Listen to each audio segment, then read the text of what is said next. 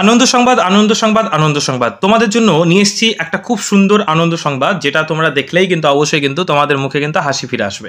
তো সামনে দেখতেই পাচ্ছ, আমরা দেখতে পাচ্ছি একটা লোগো। সেটা কিসের লোগো বলো তো? অনেকেই কিন্তু এই লোগোটা কিন্তু চেনো।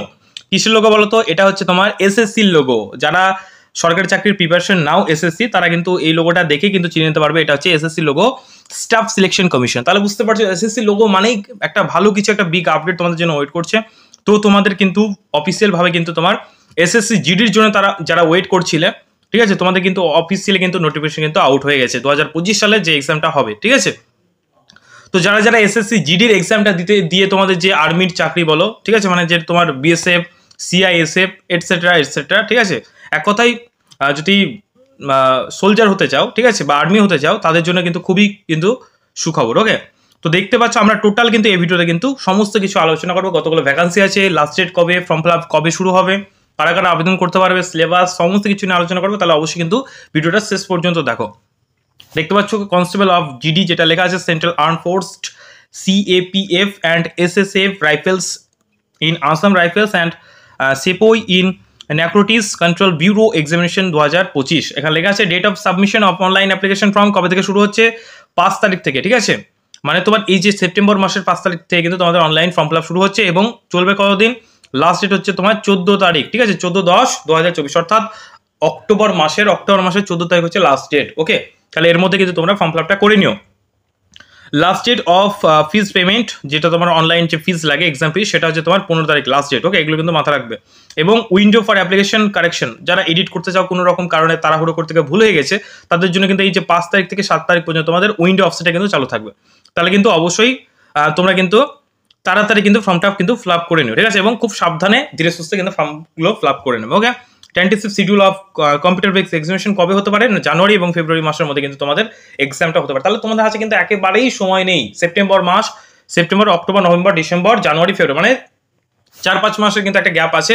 এর মধ্যে কিন্তু তোমাদের পরীক্ষাটা কিন্তু নেওয়া হবে। তাড়াতাড়ি কিন্তু যারা যারা চাকরিটা পেতে চাও বা এক্সাম পাস করতে চাও, অবশ্যই কিন্তু প্রিপারেশন কিন্তু নেওয়া শুরু করে দাও। ওকে, এবার দেখো এখানে সবকিছু যেগুলো যেগুলো ইম্পর্টেন্ট সেগুলো সবকিছু আমরা আলোচনা করবো। বিশাল বড় একটা পেজ, 73 পেজের। দেখতে পাচ্ছ এখানে তোমরা ভ্যাকান্সি দেখতে পাবে। এখানে টোটাল ভ্যাকান্সি দেখতে পাচ্ছ 39,481 টোটাল কিন্তু ভ্যাকান্সি রয়েছে। এর মধ্যে তোমার বিভিন্ন তোমার বিএসএফ পোস্ট আলাদা আলাদাভাবে কিন্তু এখানে সব আলাদা আলাদা করে দেওয়া আছে, ঠিক আছে। বিএসএফ পোস্ট, এসসি এসটি ইত্যাদি কিন্তু রয়েছে। তোমরা কিন্তু অবশ্যই কিন্তু এই জায়গাটা স্ক্রিনশট কিন্তু নিয়ে নিতে পারো, বা তোমরা কিন্তু এই যে অফিসিয়াল যে তোমার যে অফিসিয়াল যে তোমার নোটিফিকেশনটা তোমরা যদি পেতে চাও, তাহলে অবশ্যই যে ডেসক্রিপশন বক্সে দেখবে লিঙ্ক আছে আমাদের, ঠিক আছে, হোয়াটসঅ্যাপ গ্রুপ এবং হোয়াটসঅ্যাপ চ্যানেলের লিঙ্ক আছে। সেই চ্যানেল বা গ্রুপে কিন্তু তোমরা জয়েন হয়ে যাও এই নোটিফিকেশনটা পাওয়ার জন্য। তাহলে এখানে কিন্তু তোমার 39,481 তোমার কিন্তু ভ্যাকান্সি আছে এবং বলা হয়েছে যে পরবর্তীকালে এই ভ্যাকান্সিটা কিন্তু আরো বাড়তে পারে। তাহলে একটা বিশাল বড় একটা সুযোগ তোমাদের জন্য কিন্তু ওয়েট করছে। ওকে, এখানে কিন্তু মেল এবং ফিমেল কিন্তু দুজনেই কিন্তু তোমার ভ্যাকান্সি কিন্তু রয়েছে। ওকে, এই যে যেমন এটা হচ্ছে তোমার ফিমেল আর এটা হচ্ছে তোমার, ঠিক আছে, এই যে এটা হচ্ছে তোমার ফিমেল। ওকে, এটা হচ্ছে মেল আর এটা হচ্ছে ফিমেল। এখানে তোমার টোটাল কিন্তু 39,000 কিন্তু ভ্যাকান্সি রয়েছে, 39,481। এবার চলে আসো এই যে তোমার এখানে এবার আমরা দেখে নেবো যে ক্রাইটেরিয়া কি লাগবে। ক্রাইটেরিয়া অবশ্যই তোমাকে ভারতীয় হতে হবে। ওকে, এবং কি বলছে এজ লিমিট কি লাগবে না, এজ লিমিট হচ্ছে তোমার 1/1/2025, ঠিক আছে। এই 1/1/25 তোমার অনুযায়ী কিন্তু তোমার কত লাগবে না, 18 বয়স কিন্তু তোমার লাগবে। 18 থেকে 23 যারা রয়েছে তারা কিন্তু এই পরীক্ষায় বসতে পারবে। ওকে, এবং যাদের বয়স হচ্ছে তোমার এই যে 1/1/2025, ঠিক আছে, মানে 2025 সালের 1 তারিখে যাদের 18 পুজে যাবে, তারা কিন্তু এই পরীক্ষায় বসতে পারবে। ওকে, নট বিফোর, এই যে এই তারিখের কিন্তু আগে হওয়া যাবে না, ঠিক আছে, এটার পরে হওয়া যাবে না এবং এটার আগে কিন্তু হওয়া যাবে না, ঠিক আছে। এই যে এটার এই যে 1/1/2017 কিন্তু পরে হওয়া যাবে না। ওকে, আর এটার কিন্তু তোমার আগে হওয়া যাবে না। ওকে,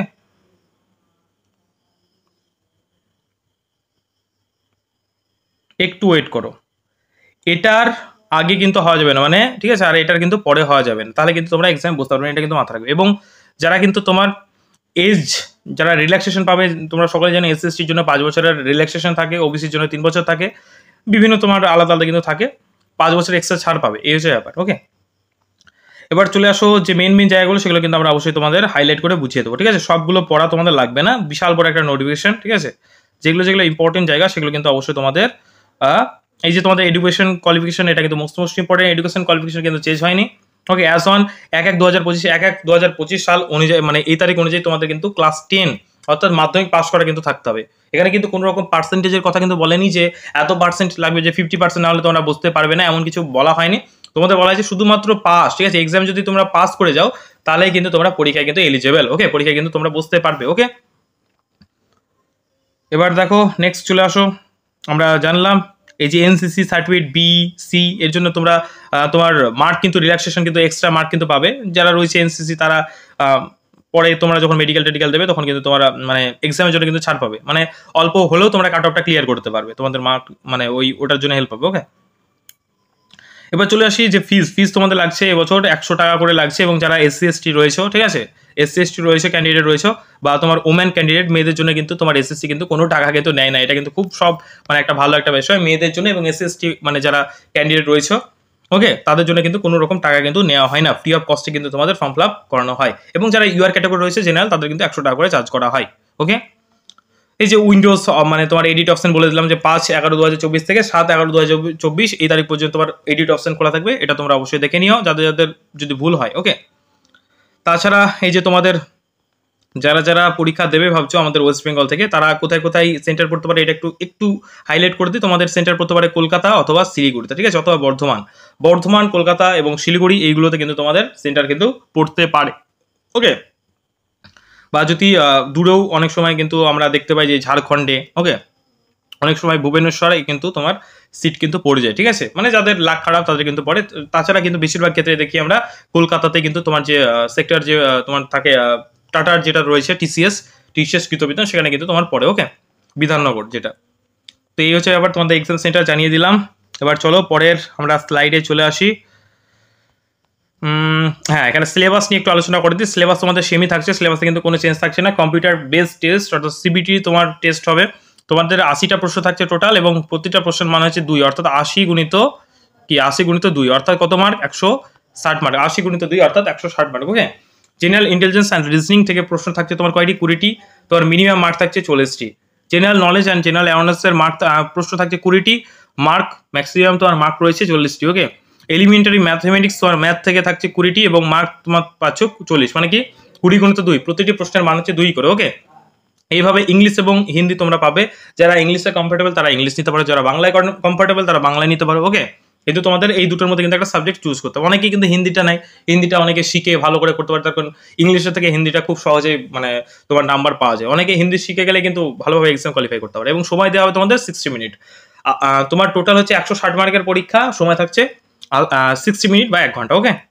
প্রশ্ন থাকবে কয়টি? প্রশ্ন হচ্ছে 80টি, ওকে। এবং যা কোন কোন ল্যাঙ্গুয়েজে পরীক্ষা এবছর নেওয়া হবে, এবার সবথেকে যেটা ইম্পর্টেন্ট যে বাংলা ভাষাতে কিন্তু তোমার গত বছর থেকে তোমার পরীক্ষা কিন্তু নেওয়া হচ্ছে। এই যে দেখতে পাচ্ছ বেঙ্গলি লেখা আছে, তোমরা সম্পূর্ণ বাংলা ভাষায় এই যে ম্যাথগুলো সেগুলো বাংলাতে থাকবে, ওকে। জিকে গুলো বাংলাতে থাকবে, জেনারেল ইন্টেলিজেন্স সেগুলো বাংলাতে থাকবে। অনেকেই আগে ইংলিশে নেওয়া হতো বলে যে ইংলিশে জিকে গুলো অনেকে বুঝতে পারতো না, নাম্বার পেতো না, ঠিক আছে। এখন কিন্তু তোমাদের বাংলাতে হয়ে গেছে, তোমরা কিন্তু আরামসে কিন্তু বাংলাতে তোমরা কিন্তু এক্সাম দিতে পারবে, এটা কিন্তু অবশ্যই একটা প্লাস পয়েন্ট, ওকে।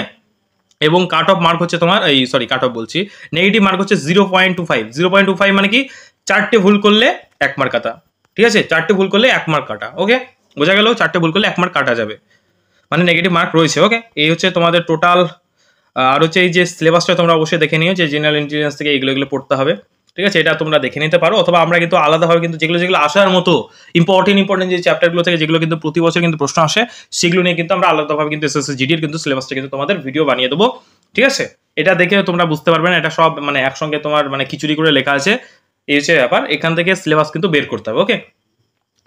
দেখো এখানে পিটিপি তোমার লেখা আছে ফিজিক্যাল এফিসিয়েন্সি টেস্ট হয়, দেখতে পাচ্ছ যে ছেলেদের তোমাদের লাগে এখানে তোমার 5 কিলোমিটার রান লাগবে 24 মিনিটে, ওকে।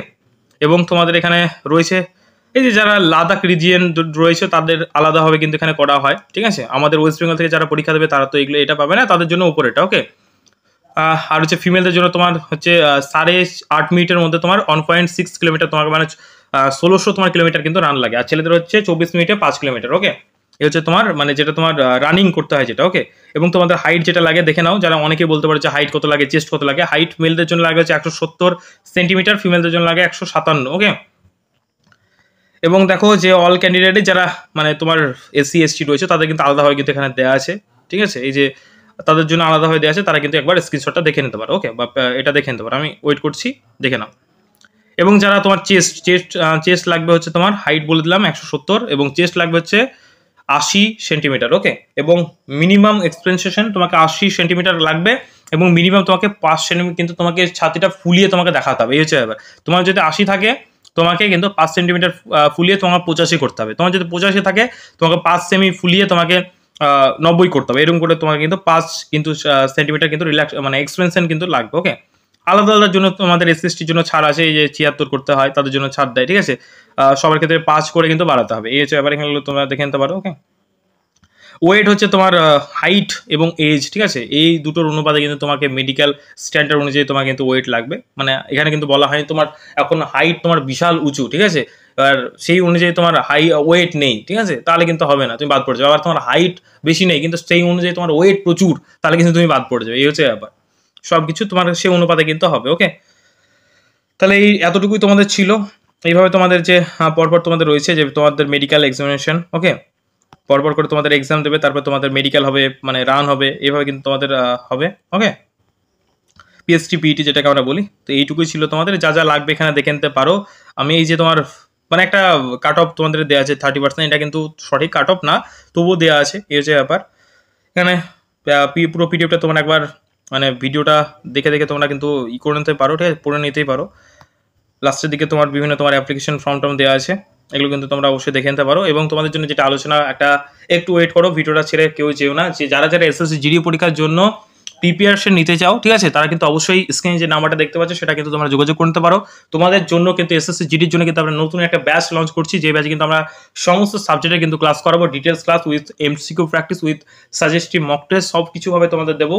সেই ব্যাচটার প্রাইস আমরা রাখবো মাত্র 300 টাকা। কত টাকা? মাত্র 300 টাকা। তোমরা কিন্তু এই এসএসসি জিডির মতো একটা বড় এক্সামে কিন্তু প্রিপারেশন করতে পারবে, আর একটাও কিন্তু এক্সট্রা কিন্তু নেওয়া হবে না। মাত্র 300 টাকা, একবার কিন্তু টাকা দিতে হবে। ওকে, এটার জন্য কিন্তু তুমি মানে টোটাল কোর্সটা কিন্তু করতে পারবে। যারা যারা চাও আমাদের কাছে এসএসসি জিডির প্রিপারেশন নিতে, তারা কিন্তু স্ক্রিনে যে নাম্বারটা দেখতে পাচ্ছ সেই নাম্বার কিন্তু কল বা হোয়াটসঅ্যাপ করে সমস্ত ডিটেলস কিন্তু জেনে নিতে পারো। ওকে, ভিডিওতে আর ডিটেলস দিয়ে ভিডিওটা বড় করছি না, এখানেই ভিডিওটা শেষ করছি। এবং ভিডিওটা যদি তোমাদের একটু কাজে লাগে অবশ্যই ভিডিওটাতে লাইক করে দিও।